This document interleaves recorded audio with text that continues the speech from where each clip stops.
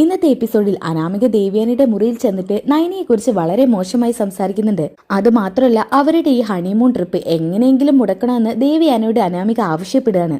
അതിന് കൂടെ തന്നെ നയനക്കെട്ടിന്റെ പണി കൊടുക്കണമെന്നും എങ്ങനെയെങ്കിലും ഈ അനന്തപുരി തറവാട്ടിൽ നിന്ന് നയനയെ പുകച്ച് പുറത്ത് ചാടിക്കണം എന്നൊക്കെ അനാമിക പറയുന്നുണ്ട്.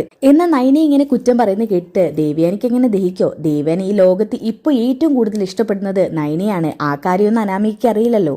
എന്തായാലും ദേവ്യാനി നല്ല 8ന്റെ പണി തന്നെ അനാമികയ്ക്ക് തിരിച്ചു കൊടുക്കുന്നുണ്ട്. എന്തായാലും ഇന്നത്തെ എപ്പിസോഡ് നമുക്ക് സ്റ്റാർട്ട് ചെയ്യാം. ആദ്യം തന്നെ കാണിക്കുന്നത് അനാമികയാണ്. ഇവര് ഹണിമൂൺ ട്രിപ്പ് പോകുന്ന വിവരമൊക്കെ അറിഞ്ഞിട്ട് അനാമിക നല്ല കട്ട കലിപ്പിലാണ് കേട്ടോ. ഇവരുടെ ട്രിപ്പ് എങ്ങനെയെങ്കിലും മുടക്കണം. അതിനു വേണ്ടിയിട്ട് അനാമിക ദേവ്യാനിയെ കാണാൻ ചെല്ലുന്നുണ്ട്. എന്തിന്? എരുതിയിൽ എണ്ണ ഒഴിക്കാൻ. എന്നാ അതൊക്കെ നടക്കുന്നു തോന്നുന്നുണ്ടോ? എന്തൊക്കെയായാലും അനാമിക ദേവ്യാനിയുടെ മുറിയുടെ വാതിൽ തുറന്ന് അകത്ത് കയറുന്നുണ്ട്. അപ്പൊ തന്നെ ദേവ്യാനി അനാമികയെ കാണുന്ന കേട്ടോ. ആ അനാമിക മോളോ, വാ മോൾ ഇവിടെ ഇരിക്കി. ഞാൻ ഇരിക്കുന്നൊന്നുമില്ല വല്യമ്മേ. അതെന്ത് പറ്റി? മോൾ ഇവിടെ ഇരിക്കി. എന്തായാലും മനസ്സോടെ അനാമിക ദേവ്യാനിയുടെ അരികിലായിട്ട് ഇരിക്കുന്നുണ്ട്. ദേവ്യാനി എന്തായാലും അനാമികയുടെ മുഖത്ത് പിടിച്ച് പറയുന്നുണ്ട്, എന്തു പറ്റി മോളെ? മോൾക്ക് നല്ല വിഷമമുണ്ടല്ലോ. പിന്നെ വിഷമം ഇല്ലാതിരിക്കോ വല്യമ്മേ? എന്റെ മുമ്പിൽ ഞാൻ അങ്ങനെയുള്ള കാഴ്ചകളല്ലേ കണ്ടോണ്ടിരിക്കുന്നത്. അതിന് മാത്രം ഇപ്പൊ ഇവിടെ എന്താ സംഭവിച്ചത്? ഓ, വല്യമ്മയൊന്നും കാണാഞ്ഞിട്ടല്ല, പക്ഷെ അവരെ പറഞ്ഞ് തിരുത്താനിട്ടാ.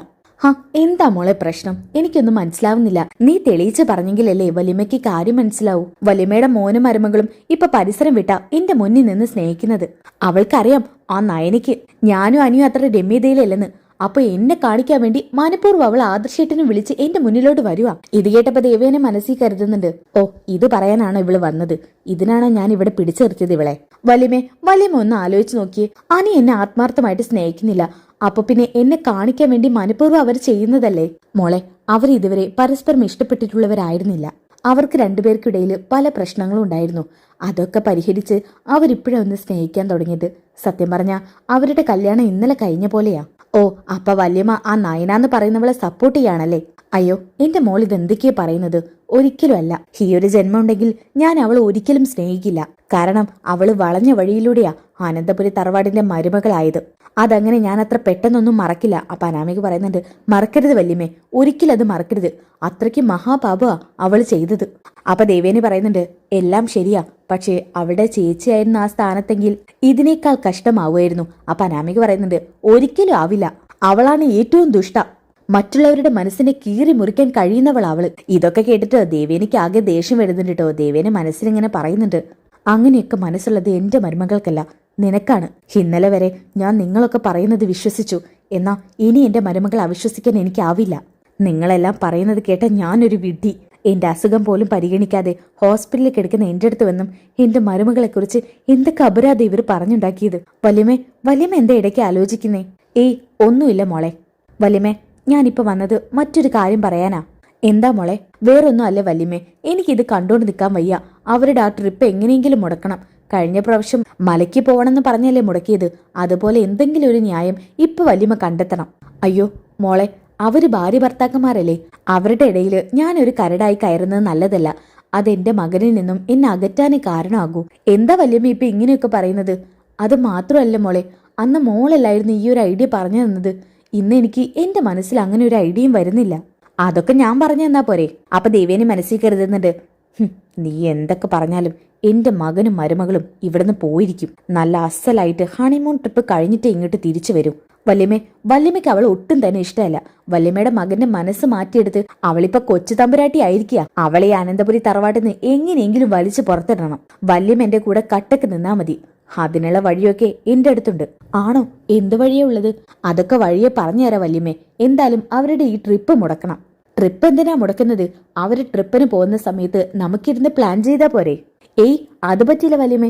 അവള് ഹണിമൂൺ ട്രിപ്പ് കഴിഞ്ഞു വരുമ്പോഴേക്കേ അവക്ക് വിശേഷം ഉണ്ടാകും. അപ്പൊ പിന്നെ അവളുടെ ചേച്ചി കടിച്ചു തൂങ്ങിയ പോലെ അവക്കും ഇവിടെ നിൽക്കേണ്ടി വരും. അവൾ ഇവിടെ സ്ഥാനം ഉറപ്പിക്കും.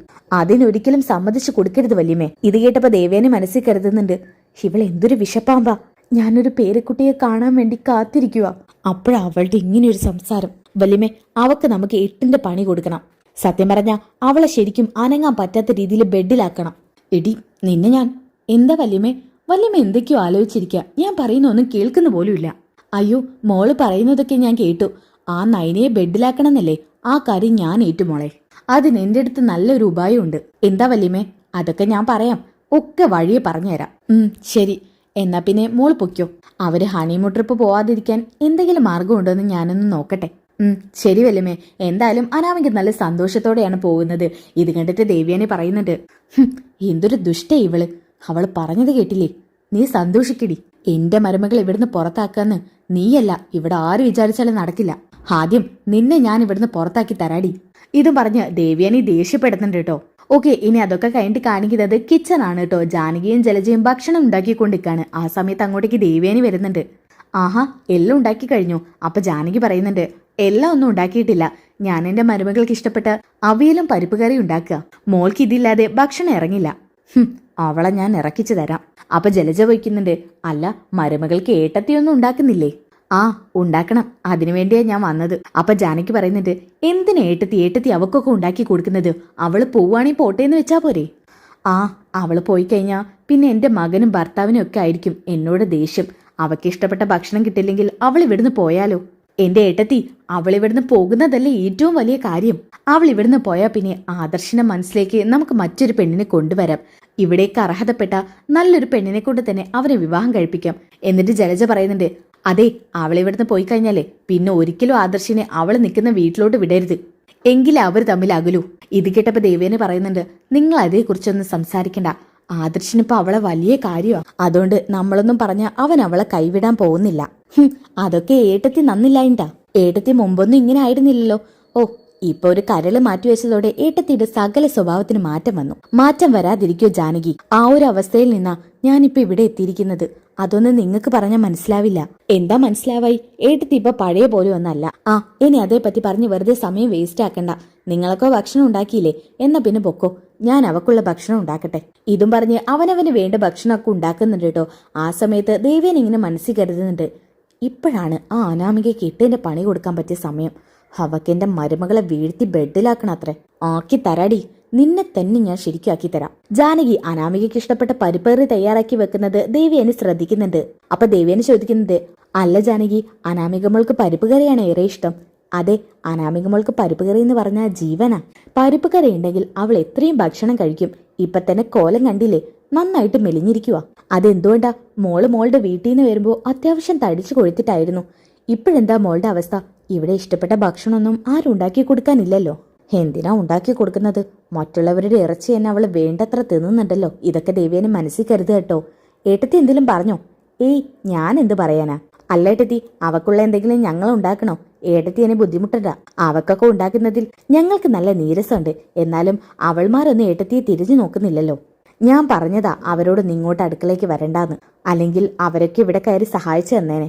ഓ പിന്നെ, അവരൊക്കെ ഇങ്ങോട്ട് വന്നത് തന്നെ ഒരുത്തി ആദ്യം ഇവിടുന്ന് പോകുമ്പോ അടുക്കളയിൽ തന്നെയായിരുന്നു. എന്നാ തിരിച്ചു വന്നപ്പോഴല്ലേ ഏട്ടത്തി പറഞ്ഞത് അടുക്കളയിൽ കയറരുതെന്ന്. ഹാ, എന്തേലും ആവട്ടെ. ഇതും പറഞ്ഞ് ജാനകി ആ പരിപ്പ് കറി ഒരു സൈഡിലേക്ക് മാറ്റി വെച്ചിട്ട് കിച്ചണിൽ നിന്ന് പോകുന്നുണ്ട് കേട്ടോ. ജലജയാണെങ്കിൽ വെണ്ടയ്ക്ക തോരൻ ഉണ്ടാക്കാൻ വേണ്ടി വെണ്ടയ്ക്ക കട്ട് ചെയ്തുകൊണ്ടിരിക്കുകയാണ്. ആ സമയത്ത് പിന്നിലോട്ടൊന്നും കാണുന്നില്ല കേട്ടോ. അപ്പൊ എന്തായാലും ദേവിയനെ തീരുമാനിക്കാണ്, ആ അനാമികയ്ക്ക് അങ്ങനെ നീട്ടിക്കൊണ്ടുപോകുന്നു വേണ്ട, ഇപ്പൊ തന്നെ ഒരു പണി കൊടുക്കണം. ഇത് പറഞ്ഞ് ജലജയെ ദേവ്യാനി പതുക്കെ ഇങ്ങനെ നോക്കുന്നുണ്ട് കേട്ടോ. പക്ഷെ ജലജ ഇങ്ങനെ മൂളിപ്പാട്ട് പാടിയിട്ട് കട്ട് ചെയ്തുകൊണ്ടിരിക്കുകയാണ് വെജിറ്റബിൾസ്. ആ സമയം ദേവ്യാനി കുറച്ച് സോപ്പിന്റെ ലിക്വിഡ് എടുത്ത് ജാനകി ഉണ്ടാക്കിയ പരിപ്പ് കറിയില് കുറച്ചായിട്ട് മിക്സ് ചെയ്യാണ്. ഇതവള് കഴിച്ചു കഴിഞ്ഞാൽ ശരിക്കും അവള് ബെഡിലാവും. എന്തായാലും ഇന്ന് അവളും ബാത്റൂമും ഒരുമിച്ചായിരിക്കും. എന്റെ മരുമകളെ നോവിക്കാൻ ഒരുങ്ങിയ ഇതുപോലായിരിക്കും അനുഭവം. എന്തായാലും ആ കറി പതുക്കെ ഒരു ഭാഗത്തേക്ക് നീക്കി വെച്ചിട്ട് ജലജയുടെ അടുത്തേക്ക് ചെല്ലുന്നുണ്ട് ദേവ്യാനി. ആ ജലജ, എനിക്കും കൂടി കുറച്ച് വെജിറ്റബിൾസ് വേണം. കുറച്ചുകൂടി അരിയോ? ഓഹ്, എനിക്ക് വയ്യ ഏട്ടത്തി. എന്നാലും കുഴപ്പമില്ല ഏട്ടത്തി, എന്തായാലും കഷ്ടപ്പെടണ്ട, അതിങ്ങെടുക്ക്. ഓക്കെ, ഇനി അതൊക്കെ കഴിഞ്ഞിട്ട് കാണിക്കുന്നത് മരുമക്കള് 3 പേരും ഭക്ഷണം കഴിക്കാൻ ടേബിളിൽ വന്നിരിക്കുന്നതാണ്. അപ്പൊ ജാനകി പറയുന്നുണ്ട്, അമ്മേ, ഇവര് രണ്ടാളുള്ളപ്പോ എന്നെ എന്തിനാ വിളിക്കുന്നത്? ഒന്നെങ്കിൽ എനിക്ക് ആദ്യം തരാ, അല്ലെങ്കിൽ പിന്നെ ഇവർ കഴിച്ചു കഴിഞ്ഞിട്ട് മതി. അപ്പൊ നവ്യ പറയുന്നുണ്ട്, അതെ, നിനക്ക് ഇവിടെ ഇരിക്കാൻ സൗകര്യം ഇല്ലെങ്കിലേ എഴുന്നേറ്റ് പൊക്കൂടെ? ആ കിച്ചണിലുണ്ട് ഒരു ടേബിള്, അവിടെ പോയിരുന്ന് ഭക്ഷണം കഴിച്ചോ. എടി, നീ എന്നെ പഠിപ്പിക്കണ്ട. അപ്പൊ ജലജ പറയുന്നുണ്ട്, ഏത് സമയം ഭക്ഷണത്തിന് മുന്നിൽ നിന്ന് നിങ്ങളൊക്കെ വഴക്ക് തന്നെയാണോ? ഉണ്ടാക്കാൻ ആരെയും കിച്ചണിലേക്ക് കാണില്ല. ഉണ്ടാക്കിയും വെട്ടി വെഴുങ്ങാൻ മുന്നിൽ കൊണ്ടുവച്ച് തരുമ്പോ എല്ലാവരും വഴക്ക്. എന്തായാലും ഇത് കേട്ടപ്പോ തന്നെ എല്ലാവരും വായടക്കിയിട്ട് ഭക്ഷണം കഴിക്കാൻ തുടങ്ങാണ്. അനാമിക പരിപ്പ് കറി തുറന്നു നോക്കുന്നുണ്ട്. ഹാ, ഇന്ന് പരിപ്പ് കറിയാണമ്മേ? അതെ മോളെ, മോൾക്ക് ഇഷ്ടപ്പെട്ട ഭക്ഷണ ഇന്ന് അമ്മ ഉണ്ടാക്കിയിരിക്കുന്നത്. മോളിന് നന്നായിട്ട് ഭക്ഷണം കഴിക്കണം. പിന്നെ കഴിക്കാന്നോ? എനിക്ക് പരിപ്പ് കറി ഒരുപാട് ഇഷ്ടാ. ഇതും പറഞ്ഞ് കുറെ പരിപ്പ് കറി ചോറിലേക്ക് എടുത്ത് ഒഴിക്കുന്നുണ്ട് കേട്ടോ. അപ്പൊ ദേവിരി പറയുന്നുണ്ട്, മോളെ പയ്യെ ഒഴിച്ച് കഴിക്കുക. ദേവയാനിക്ക് പേടിയായിട്ടോ ഇവള് മൊത്തത്തിൽ എടുത്ത് കമിഴ്ത്തുന്ന കണ്ടിട്ട്. ഓ ഒന്നും വരില്ല വല്യമ്മേ, ഇതെനിക്ക് ഒരുപാട് ഇഷ്ടപ്പെട്ടതാ. ശരി. എന്തായാലും അനാമിക ഭക്ഷണമൊക്കെ കഴിച്ചു കഴിഞ്ഞിട്ടോ ആ സമയത്താണ് അനാമികയുടെ വയറ്റിൽ നിന്ന് ഒരു ഉരുണ്ട് കഴിക്കാൻ പോലെ തോന്നുന്നത്. അപ്പൊ അനാമിക പറയുന്നുണ്ട്, അമ്മേ ഈ പ്ലേറ്റ് ഒന്ന് എടുത്തു വെക്കോ, എന്തോ എന്റെ വയറിനൊട്ട് സുഖമില്ല. അപ്പൊ നവ്യ പറയുന്നുണ്ട്, നിന്റെ വയറിന് സുഖം ഉണ്ടെങ്കിൽ അത്ഭുതമുള്ളൂ. ആ കോലത്തിലല്ലേ ഭക്ഷണം തള്ളി കയറ്റുന്നത്. ദേ എനിക്ക് നിന്നോട് വർത്തമാനം പറഞ്ഞിട്ട് നേരമില്ല. ഇതും പറഞ്ഞ് അനാമിക അവിടുന്ന് ഓടടാ ഓട്ടോ കേട്ടോ. പിന്നെ ഫുൾ ടൈം ബാത്റൂമിൽ തന്നെ. ഇത് കണ്ടിട്ട് അനാമിക ചോദിക്കുന്നുണ്ട്, അമ്മ എങ്ങനെയാ അമ്മേ പരിപ്പ് കറി ഉണ്ടാക്കിയത്? എനിക്ക് പരിപ്പ് കറി പറ്റില്ലെന്നാ തോന്നുന്നത്. അയ്യോ മോളെ, ഞാൻ ഒരുവിധം കഷ്ടപ്പെട്ടിട്ടാ പരിപ്പ് കറി ഉണ്ടാക്കിയത്. അപ്പൊ ദേവേനി വരുന്നുണ്ട്, അയ്യോ മോൾക്ക് ഇതെന്തു പറ്റി? ഒന്നും അറിയില്ല ഏട്ടത്തി, പരിപ്പ് കറി കഴിച്ചപ്പോ മുതല് മോൾക്ക് വയറ്റിന് പോവാ. ഏത് സമയം ഇപ്പൊ ബാത്റൂമിൽ തന്നെ. അയ്യോ അത് പറഞ്ഞുകൊണ്ടിരിക്കുമ്പോ തന്നെ അനാമിക ഓടി അകത്ത് കയറുന്നുണ്ട് കേട്ടോ. ഏട്ടത്തി, ഇതാരോ മനഃപൂർവ്വം ചെയ്ത പണിയാ എന്റെ മരുമകളെ കഷ്ടപ്പെടുത്താൻ. ആ നയനയെ നവ്യ തന്നെ ആയിരിക്കും. ഞാൻ പോയി തക്കം നോക്കി അവരതിലെന്തോ കലർത്തിയിട്ടുണ്ട്. അപ്പൊ ദേവേനെ മനസ്സിൽ കരുതുന്നുണ്ട്, അവൾമാരൊന്നും അല്ലടി, ഞാൻ തന്നെയാ കലർത്തിയത്. നിന്റെ മരുമകൾ ഇത് കൊടുത്താ പോരാ, ഇതിനും വലുത് കൊടുക്കണം. തൽക്കാലം ഇതിൽ ഒതുങ്ങിയെന്ന് കരുതിക്കോ. ഓക്കെ, ഇനി ഏതായാലും നല്ല കിടിലൻ ട്വിസ്റ്റുകൾ നിറഞ്ഞ എപ്പിസോഡുകളാണ് കേട്ടോ. അപ്പോൾ ആ എപ്പിസോഡുകൾക്കായിട്ട് ചാനൽ സബ്സ്ക്രൈബ് ചെയ്തിക്കുക, വീഡിയോക്കൊന്ന് ലൈക്ക് ചെയ്തിക്കുക, അതോടൊപ്പം നെക്സ്റ്റ് എപ്പിസോഡ് ഒന്ന് കമൻറ്റ് ചെയ്തിക്കുക. അപ്പോൾ അടുത്ത വീഡിയോയിൽ കാണുന്നവരേക്കും എല്ലാവർക്കും ബൈ ഗായ്സ്.